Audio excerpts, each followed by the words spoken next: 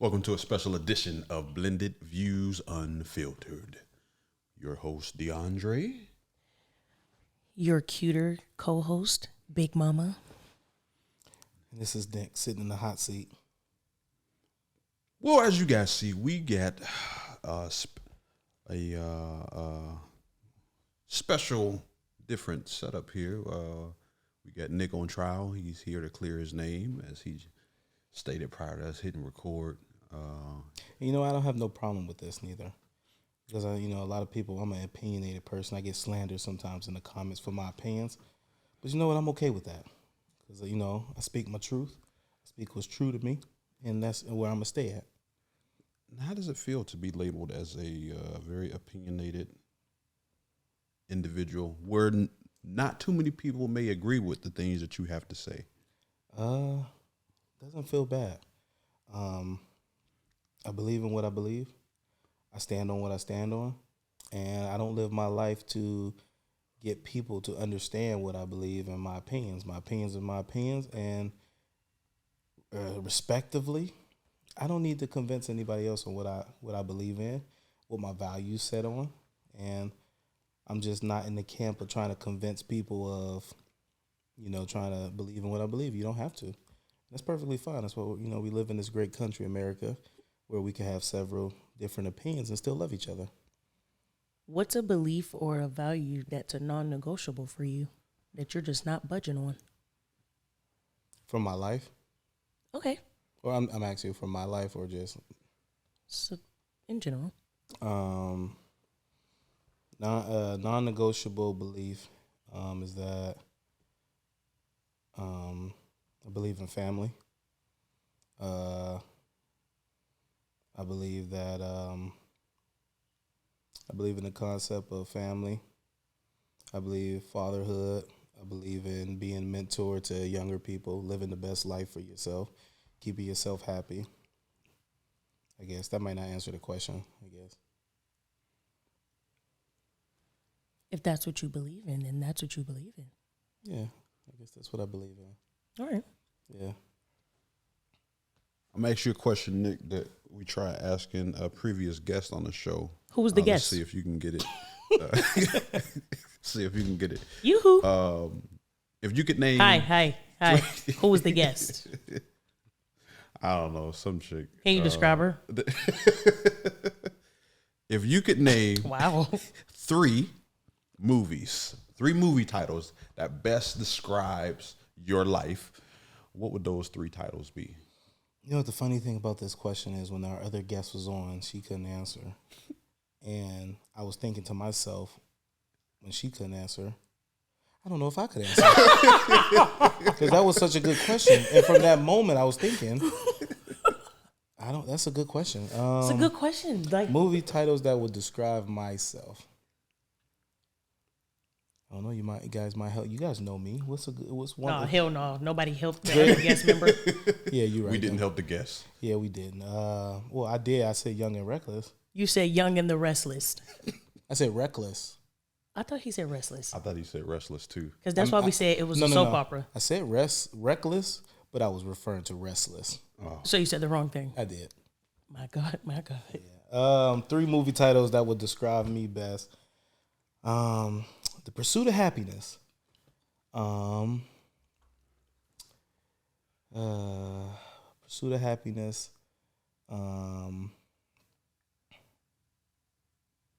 Let's put a pin in that. I'll come up with two more. Okay. But I would have to say Pursuit of Happiness. I'm always trying to better myself. And How Stella Got Her Groove Back is off limits, though, just so you know. Yeah, no, I don't want that one. Okay. Yeah, not that one. I'm thinking of titles because, you think about the movie.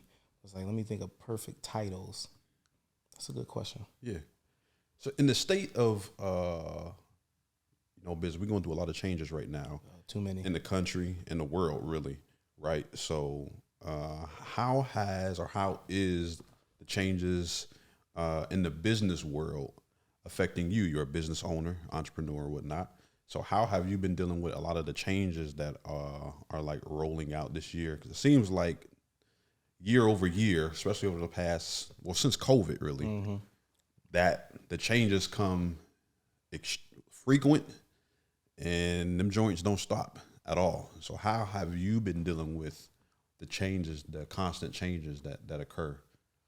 I think it's trying to stay on. What COVID taught me and taught us, as far as my team, the guys that work with me, is we have to kind of stay on top of things, keep a little reserve away for rainy days. COVID has taught me that if you're either in a storm, coming from a storm, or either in a storm, coming from a storm, or headed to a storm. But you got to prepare. I think what taught me is that when you got a little bit more reserves to put a little bit away, be on top of it, and just be prepared. Try to have a long-term perspective. Be prepared for, kind of have 6 months to a year as best as you can planned out. Like you just said, everything is changing, but do your best to plan out, have a long-term perspective in business, be creative. I think the biggest thing, like I said, is just being on top of things, having a pulse in your business, knowing what's going on at all times, and having some reserves, having some liquid cash away or something for a rainy day. Yeah. That's my thing. I feel like being in, especially being in business too, like it's hard finding, as Coach K say, the rhythm. A lot of people call it balance. It's hard to find a moment to actually live in. So have you found, or are you at a place where you have learned to just live in the moment? Oh yeah, you have to. You gotta appreciate, the good times, I guess. But a lot of times in businesses, like, there is no balance. Yeah. Your balance come after you made it. I mean, you have to be focused, extremely focused on, a target as much as you can. And there's going to be, unfortunately, a lot of sacrifices that got to be made.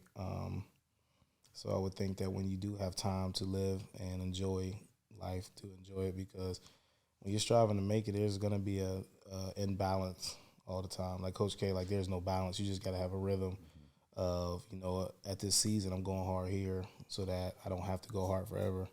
So I would agree with you, just to, when you can, live in the moments and stuff like that. Yeah. Tell us a time. Our co-host is over here, studying. Tell us a time. When's the last time you were put in a situation in which you felt as though you were giving your best, but your best wasn't good enough?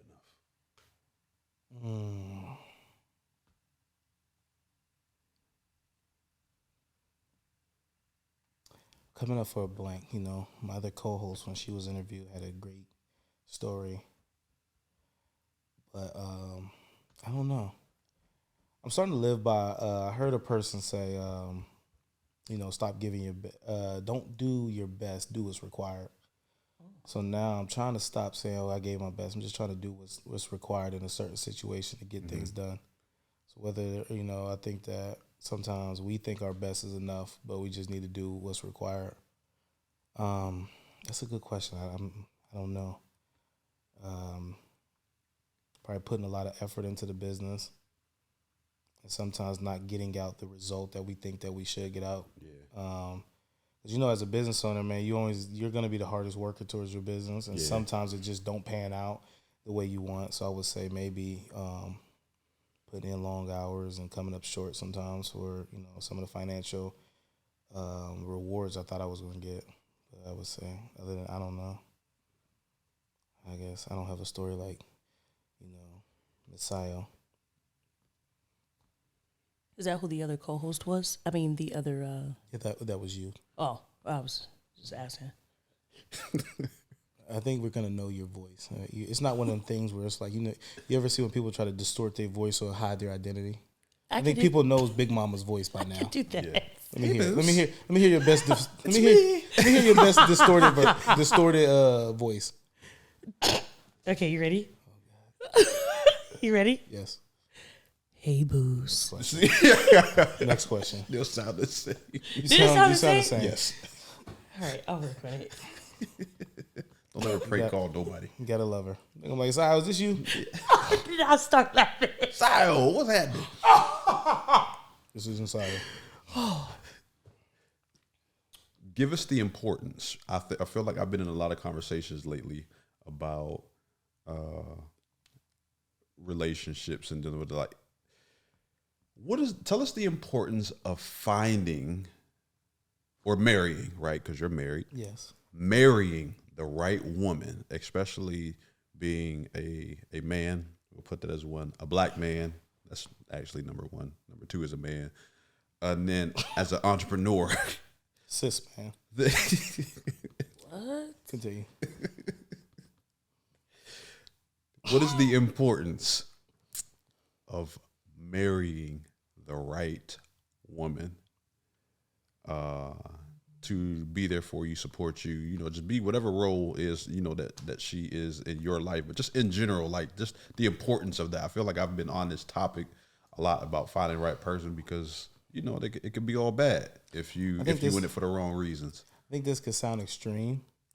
I think it's life or death. And not literally death, but I mean literally life. Yeah.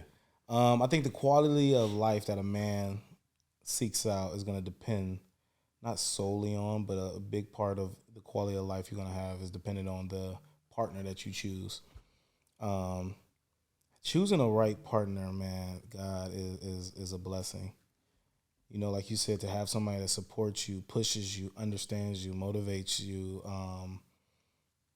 makes you feel like Sal said in one, her episode, to make you come home and feel like you're home, and to feel vulnerable and not think that person is going to use your vulnerability as a weapon, man. All that stuff is nothing short of a blessing, and it's not the easiest thing to find that person, but it's damn sure worth it. Yeah. When you find that person, like I said, man, I've seen good relationships and I've seen bad relationships, and it just seems happy. Like I said, when I say pursuit of happiness, that's like, honestly, it's like, man, your happiness has to be your number one priority. And you choosing the right one can directly and be directly influenced by who you choose and stuff like that. So to answer your question, I think it's life or death. I think that it's one of the most important decisions that you make. I think that relationships is an investment. Mm-hmm. And I think that we need to choose our partners as serious as we would choose an investment property or investment where we're going to put our money. When you go to buy a house, that is a drawn out process, Yeah. You check to see if the price is right, if the roof, if the cosmetics is good, if everything. Then you pay another person to come inspect the house to make sure that you're getting. Then you got a person. We go through a lot because our house is one of our biggest investments. But I would say that your relationship is also one of your big investments. And if I think we would choose to take our time and treat it like it's actually like our first house, I think more people would be, in better places. But I think that's very imperative. I almost said a word I couldn't pronounce. I think it's very important to pick. I think it's life or death, like I said. Ooh, what was the word? Imperative. Imperative. That's where I was going. I'm just used to Sile on my right or left. That as soon as I start something and she hear me slowing down, she'll quickly intervene. But I ain't got her this time. I'm by myself. My partner in crime. I'm here in the background. What's the best part about being married in like this day and age? Which is like the sex. Huh? Well, the other best part about being married in this day and age. You said the other best part. What was the first part? I was just joking about that. I didn't hear you. Oh, I said the sex. Oh. No, I'm just kidding. Best part about being married is for me, the best part about being married is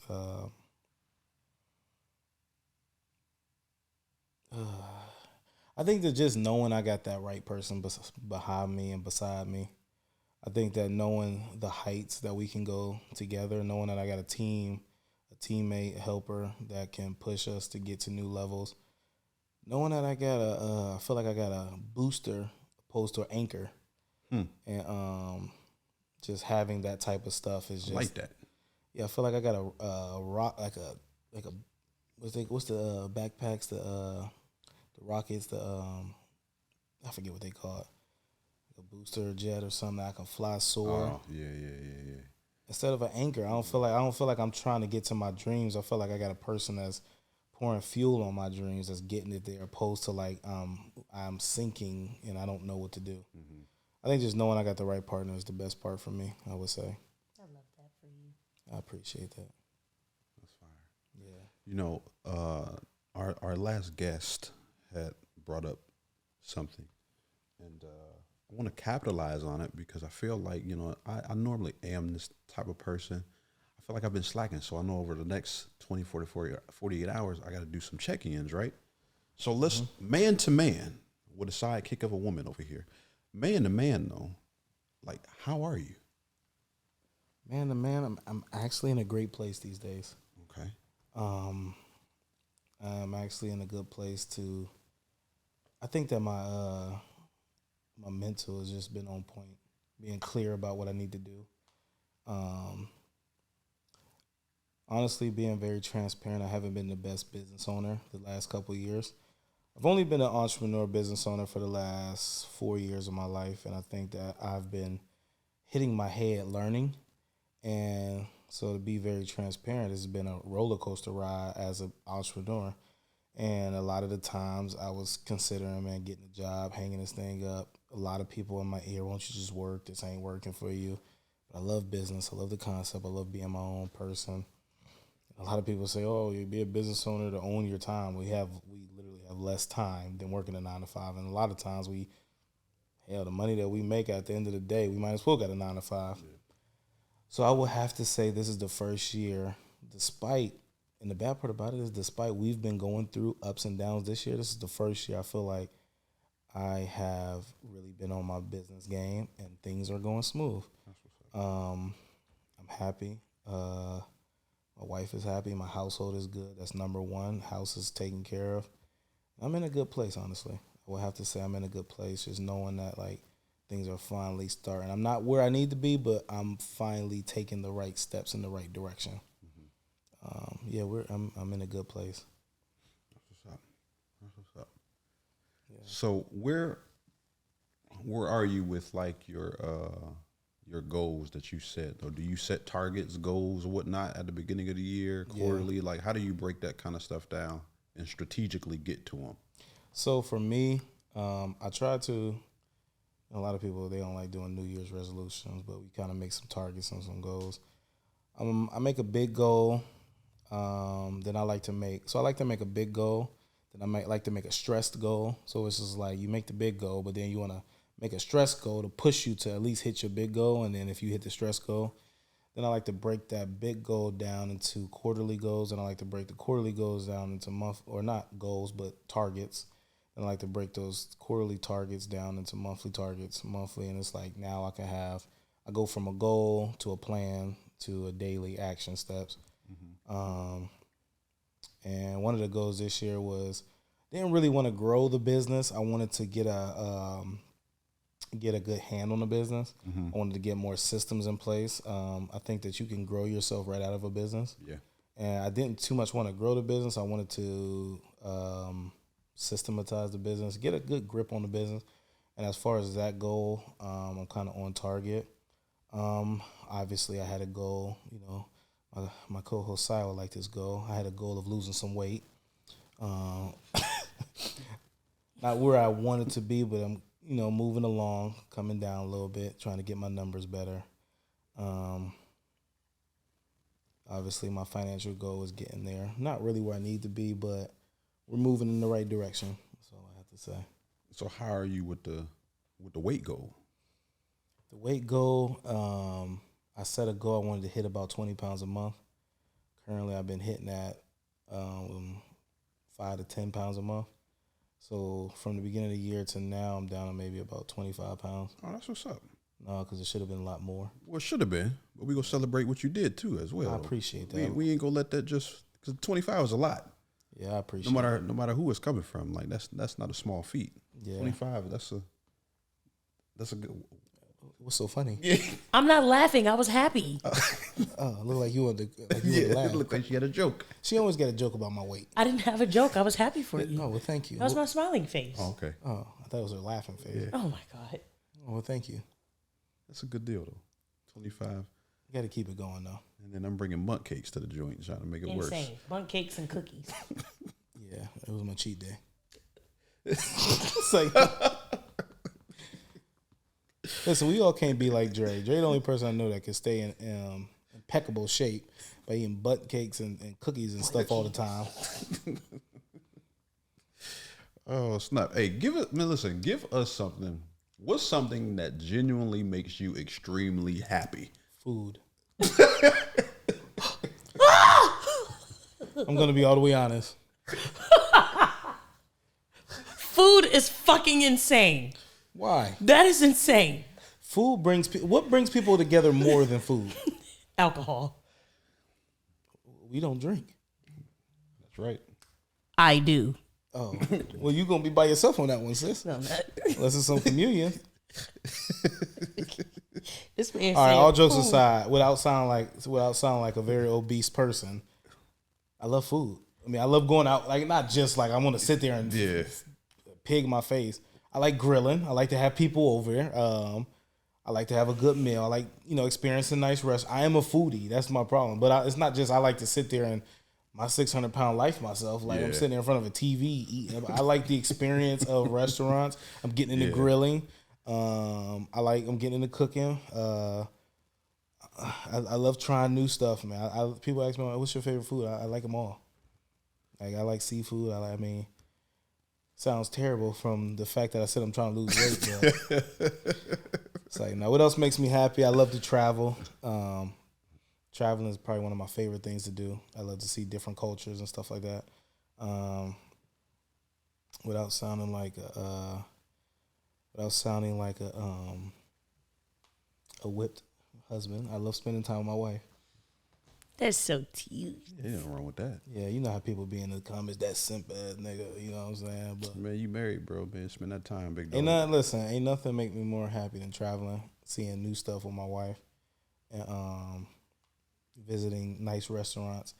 I went to Chicago, man, and a good friend of mine, I helped him move, and that joker, he said, I'm gonna send y'all out to dinner. And I said, you know what, you ain't gotta do this. He said, no, I insist. My brother sent me to one of the nicest restaurants in downtown Chicago. If y'all ever in Chicago, go to Steak 48. It was the experience. That's all I care about, the experience. Mm-hmm.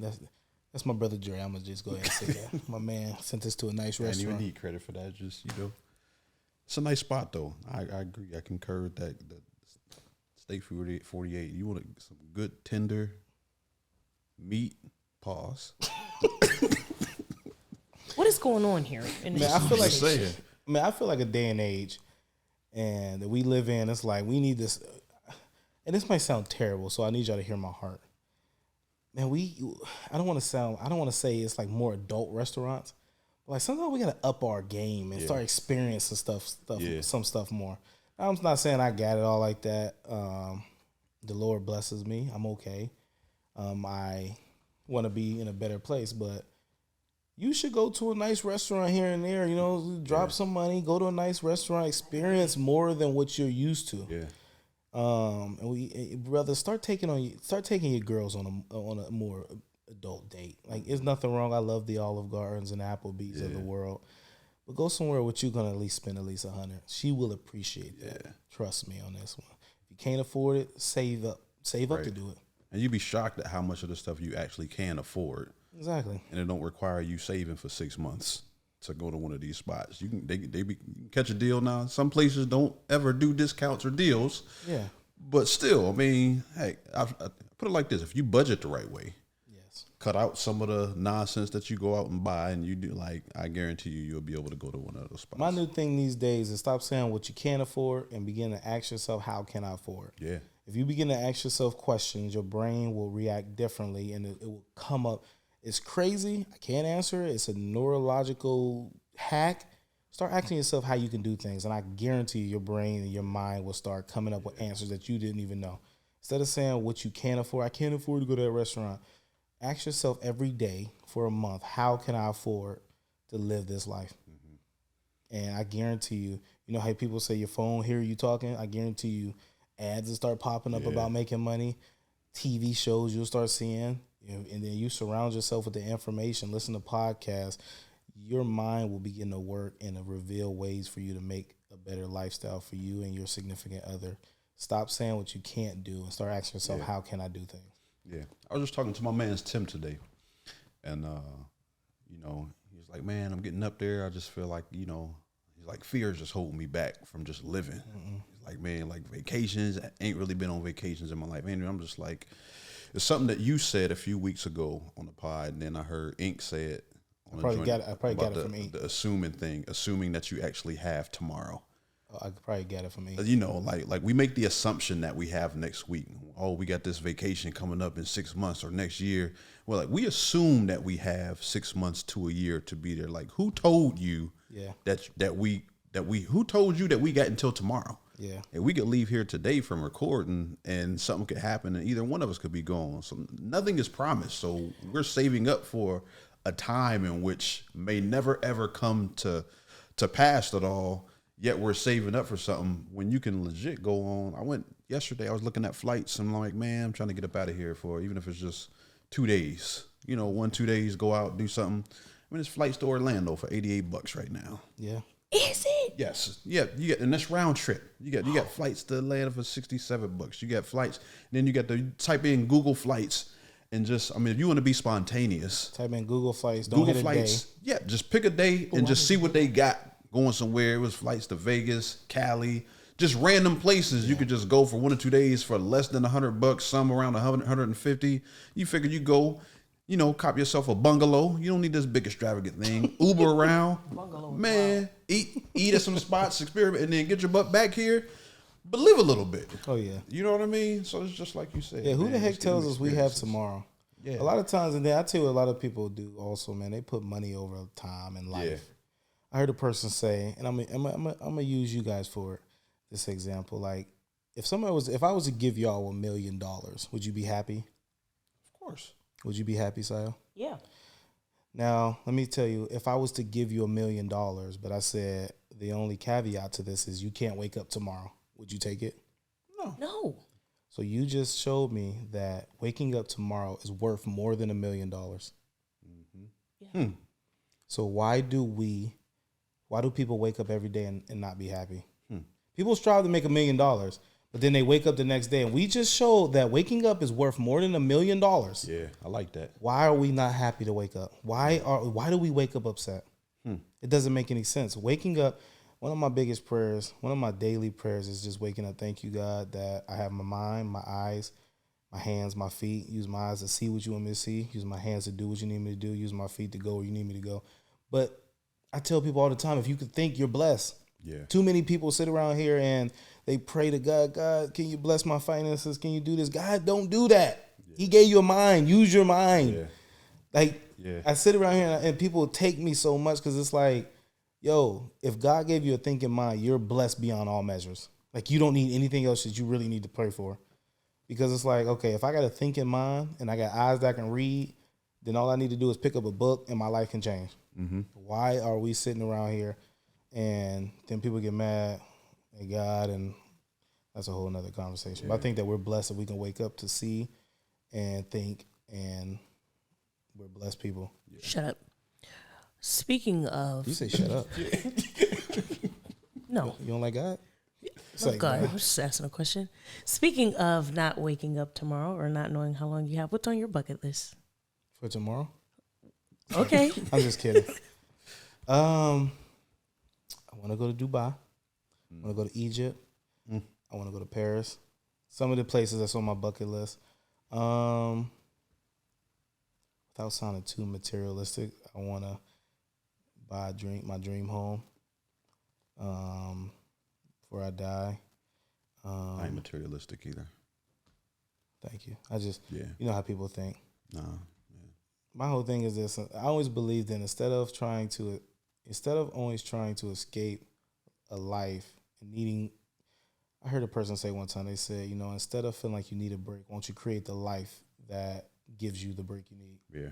Or a life that you don't need a break from. A life you don't need a break from. Mm-hmm. But to answer your question, Sal, traveling to different places, buying my dream home. I don't want to say too much because I got some surprises for people. I want retire some people, my parents one day.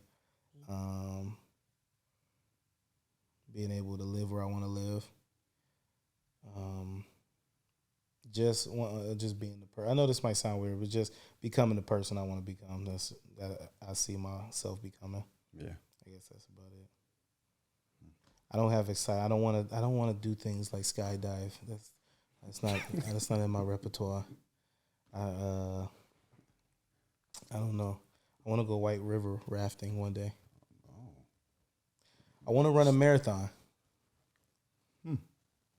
Maybe a half a marathon. I mean, I know people thinking like, "How's this big?" I know that's probably what you think. Would you with the marathon? It's the white water rafting that got me. Like, let me tell you something. I want to run a marathon.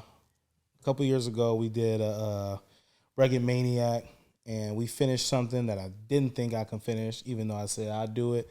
Didn't think I could finish it. We finished it, and completing something, it gives you the confidence to do whatever you want in life. So I want to definitely do things like a marathon and some of that type of stuff before I die.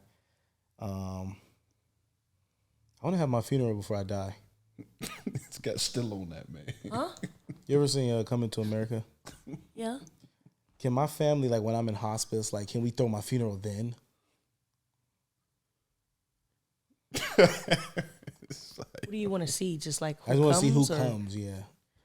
You know, I'm not mad at that because I always low key want to sit at the back of my funeral in like spirit form. Like No, I wonder if like when people I don't want to die, be a spirit form. I just want to like maybe a week before they know I'm about to go. Like you know how like hospice comes in and say, listen, he has about 2 weeks. That's when I want to have my funeral. like you want to lay in the casket but be alive. It don't have to be a casket. I mean, I could just be sitting up like everybody's giving thanks as you walking past, and hey. What you want to say to him? Hey. That's you being sick on hospice. Yeah. Oh, Oh my God. Nah, my biggest thing is I always tell people I learn the most when I go to funerals, and I like to read people's obituary, and I'm curious to see how they live their life. And I've been to funerals where people had their obituary literally only said, I remember this, they're an avid team, like an avid Pittsburgh Steelers fan. I think to myself, I'm like, man, you've been on this earth for 60, 70 years, and all people can write about you is that you love a team that don't love you back. Yeah. My biggest thing, I ain't trying to be funny, but don't nobody on that team know you. Yeah. And we talk about this team, you don't own not one share, you don't own nothing to that team. But I go to funerals and I read this stuff like, dang, that's all that you did. Influence, impacted. That's the only dent that you put on this world in 50 years. My biggest fear is that my obituary reads Nick, the avid talker, the avid business thinker. I want to have I don't never want to be known as a person. So he had great ideas, he could talk a good game. Like I want to be known as a person that left my footprint on this world. Mm-hmm. So when I die, I want to know, like, I want to be happy to die. And I want to be like, you know what? I'm sick, but I lived a good life. Yeah. And I know I have people around me that love me. I impacted people. People loved me. I helped people out. So that's one of my bucket list also, Sahel. So let me ask you something. Do you feel like as a man that you're being heard, that your voice is being heard, just in general, across the board? Think about all aspects of your life. Do you think as a man that your voice is truly being heard?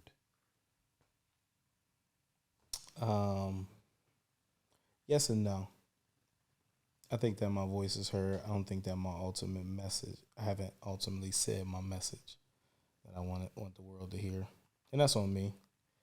That's kind of deep. I think overall, like, people listen to what I got to say and stuff like that, but it's like, is my ultimate purpose and what I'm trying to, perceive or give out to this world. That's what I got to get on. It's kind of like deeper question, but it's like, that's what I got from that. Mm-hmm. Yeah. So what is it? What is your purpose? Like, what is it that you're? That's my biggest prayer these days, man. I'm learning it. I pray every day.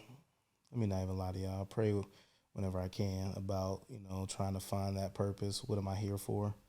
I don't believe that we were aimlessly put on this earth to live and die. But who am I supposed to impact? What am I supposed to impact? What group of people have I been put here to make a change in? And that's what I'm seeking every day. Trying to figure out, who am I here to help? Mm-hmm. I think we live in life to become people that leaves an imprint on this world. Like who am I supposed to become? That's my prayer, man. That's my biggest acts that I ask God every day, trying to figure out who I need to become. Mm-hmm. That's where I'm at. You have kids. You don't have kids yet, right? Let's just say I love kids. When you have kids, mm-hmm. when you have kids and they reach the age of 18, 19 years old, right? And let's just say their friends are over at the house, they're chilling. No, as a matter of fact, no. This scenario, 18, 19 years old, they're away at college or just at a friend's house or something like that. And they say that their friends ask, who is your dad? Describe your dad to me. Mm-hmm. What is it that you would like to be described? How would you like to be described from your kid? From your kid's lips to their friends' ears, how would you like to be described? Man, if it's my son, I want to be my son's hero. If it's my daughter, I want to be my daughter's protector. I want to be her, her rock. I always believe in as a father to a son, it's our responsibility to be the best versions of ourselves so that our sons are not looking elsewhere for who they want to become. I had said this in another episode, movie called Bronx Tale. Mm-hmm. And as, the character, he grew up with his dad, but then he looked up to the local gangsters and stuff like that. He loved his dad, but he looked up to the local gangsters. And one thing I got from that movie is you have to become the best you, because in the world we live in where, and especially in the black community, where the drug dealer, the athlete, the cat that get all the women and all the money and all this stuff, that's what's idolized. And it's and if you don't become the best version of yourself, your kid's going to look, and they ain't even got to look these days. They're going to, look up and they're idolizing other stuff. So that's why I believe in becoming the best you. But I want to become a man that my son looks up to, that he wants to be like. I want to be like Dad. I want to have what Dad has. And whatever that looks like, I want to be my son's hero. And I want my daughter I want to be a representation of a man that I want my daughter to marry. A lot of people always say, I hear a lot of men, they say they go to counseling, they go talk to professionals, and the one question they ask them is, would you want your daughter to marry you? Mm-hmm. And that jack up most dudes. And I want to be the person where it's you know what? I want to show you what a real man looks like and how a real man treats his family, and what you should look for in a real man. So that's what I want to be from my. So to go back and answer, this is a long way to answer. Go back and answer your question. When they ask my son, who is your dad, I want his answer to be my best friend, my hero. And I want my daughter, if somebody asks me, who's your dad? Oh, my dad is my protector. My dad is who I want as a husband, who I want to look up to. Super dope. I only got two more questions. I don't know what Sayo got over there. Yeah. She may have an element she want to ask you. Yeah. But I element of these questions. Number one, what's something you love about yourself? Why you didn't ask the other guest that question too? I knew she'd struggle with it. What I love about myself. What I love about myself is that I have a healthy ambition of wanting more. I just look around. You ever see people? We live in a city where it's a lot of poverty. We live in one of the most poorest cities in America. Actually, I just threw that out there. I don't even know if that's true. It just seemed that way. Oh my God. It just seemed that way. We actually made the list of the top 62 cities to live in. Is that what it is? 62 is a large number. but I know it was top 62. I want to say we were in the top 10. I want to say that's what I seen, but I know it was in the top 62 cities, like to go and like start a family. You know, like go live in. It was Youngstown, Ohio. It was all over. Who created this list? Stevie I can't Wonder. remember the. Well, no, you know what? Youngstown has actually been in those kind of like publications for the last, I don't know, decade maybe. I mean, just 5 or 6 years ago, it was the #1 place to come and start a business. That's a lie. It was on the worst city to live list. That's the one you were talking about. Was #1.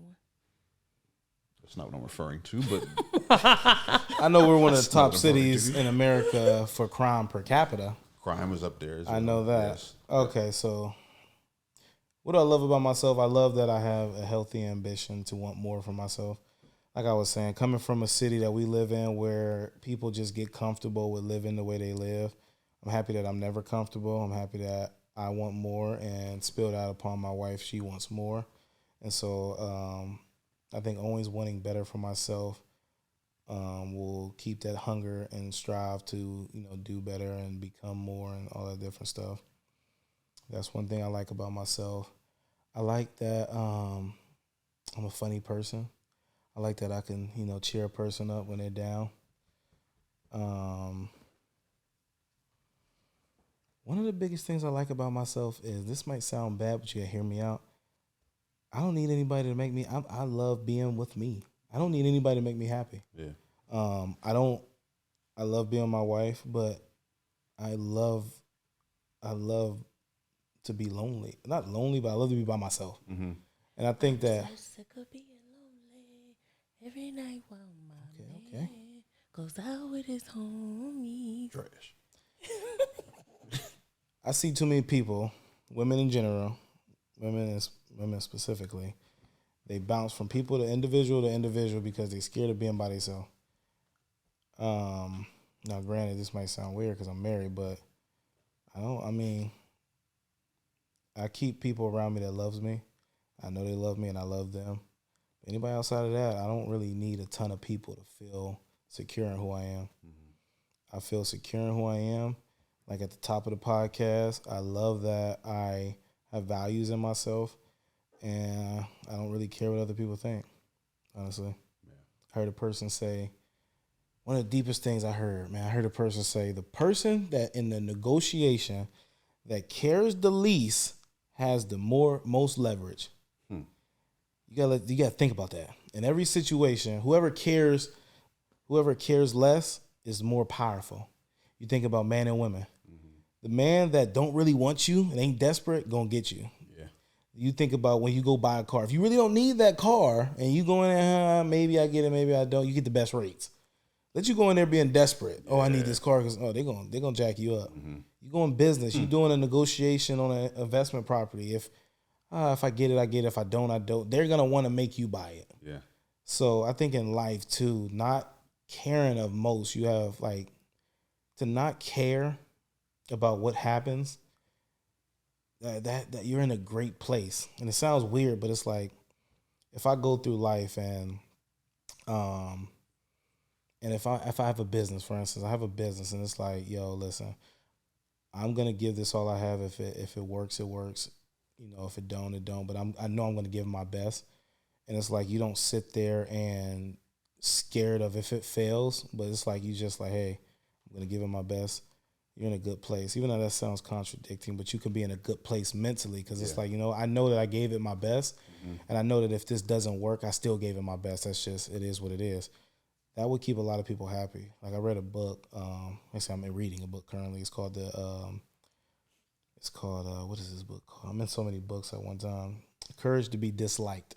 It's such a powerful book because it's like the individual, you have power being disliked, and it talks about people like, politics and stuff like that, you give your opinion and that everybody's not gonna agree with me. And it's like, that's powerful because then you can really stand on your truth opposed to being scared that people are gonna like you. Like you can't stand on your truth if you scared that, hey, I feel this way, but I don't want to state it. No, the person that has the most power, the person that lives in their truth is the person say, I believe in this and it is what it is. Yeah. So, I don't know, I just went on a little tangent there. Are you all good?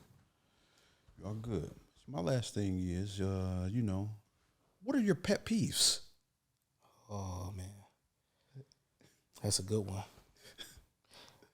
These days, one of my biggest pet peeves is I can't stand an individual that won't take accountability.